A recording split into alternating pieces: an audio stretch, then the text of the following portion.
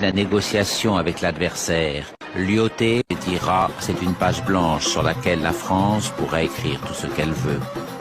La mort de Moulay Youssef, on impose comme successeur le plus jeune de ses fils, Sidi Mohamed. Au retour en France des cendres de Lyautey.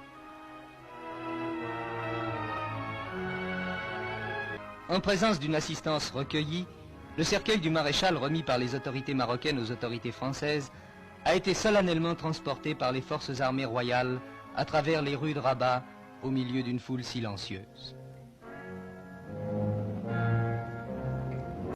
Et c'est au milieu des fleurs des parterres de Rabat dont il avait été le créateur que le grand soldat fit son dernier voyage sur cette terre marocaine.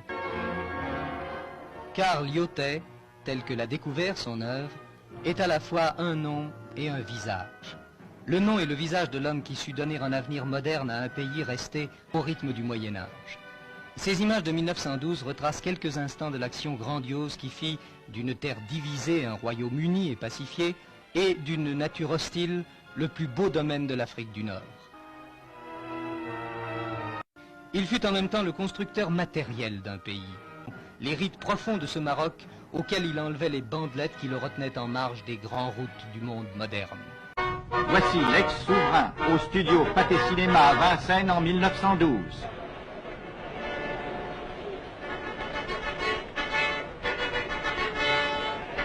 Moulay Hafid, le 30 mars 1912, la convention franco-marocaine. Elle fixait le principe de réformes reconnues indispensables pour affermir la souveraineté du sultan, rétablir la paix. La plus grande misère régnait alors sur l'empire chérifien, livré sur la plus grande partie de son territoire à des désordres sanglants. Le général Lyautey, nommé résident général au Maroc, mit aussitôt en œuvre de puissants moyens pour occuper et pacifier le pays. La conquête de Taza ouvrit le chemin de l'Atlas, où s'agitaient de redoutables tribus rebelles. L'occupation de Taza permit aussi de réaliser la liaison avec l'Oranie par chemin de fer à voie étroite.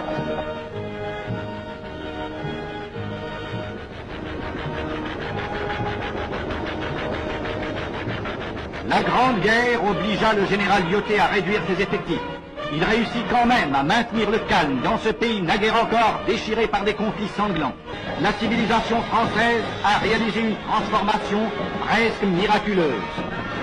Le sultanat a retrouvé son prestige et rétabli sa domination. Que le président Edgar Faure a indiqué sur quelle voie devait s'engager aujourd'hui la France dans l'affaire marocaine.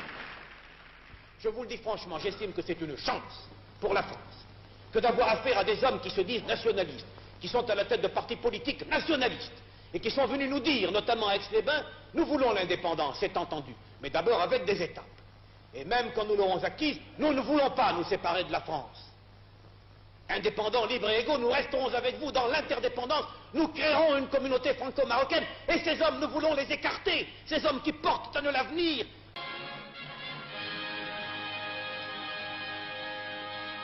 À Celles-Saint-Cloud, Sidi Mohamed Ben Youssef, arrivé de Nice, rencontrait devant une nuée de caméras de tout calibre M. Antoine Pinet, venu spécialement de Genève. La fin du problème marocain est maintenant en vue. En même temps que M. Antoine Pinet reconnaissait au nom du gouvernement français Sidi Mohamed Ben Youssef comme souverain du Maroc. Dès le lendemain, à l'Arc de l'Étoile, le souverain accomplissait le premier acte solennel de son nouveau règne en allant s'incliner sur la tombe du soldat inconnu. De journalistes et de cinéastes ont envahi le pavillon Henri IV à Saint-Germain pour fixer l'acte spectaculaire de la réconciliation marocaine. S'inclinant par 3 fois au pied de celui dont il avait été l'adversaire le plus irréductible, le pacha de Marrakech a écrire succinctement comme suit. Le Maroc, je ne le conçois pas éloigné ou séparé de la France. C'est en souverain que Sidi Mohamed Ben Youssef, redevenu Mohamed V, sultan du Maroc, a quitté la France pour retrouver son trône après 2 années d'absence. Accompagné de ses fils, le sultan a pris l'avion mis à sa disposition par le gouvernement français, après avoir remercié le peuple français de son accueil et affirmé la continuité de l'amitié franco-marocaine. Il soumet des observations lorsque ces textes concernent les intérêts de la France, des Français ou des étrangers durant la période transitoire. Sa Majesté Mohamed V, sultan du Maroc, dispose d'une armée nationale. La France prête son assistance au Maroc pour la constitution de cette armée.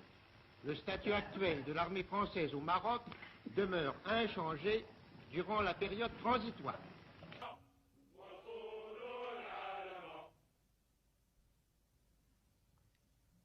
La jeune armée marocaine a aussi ses blindés. Et pour la première fois, des équipages entièrement marocains ont été formés par des moniteurs français et vont nous faire une belle démonstration.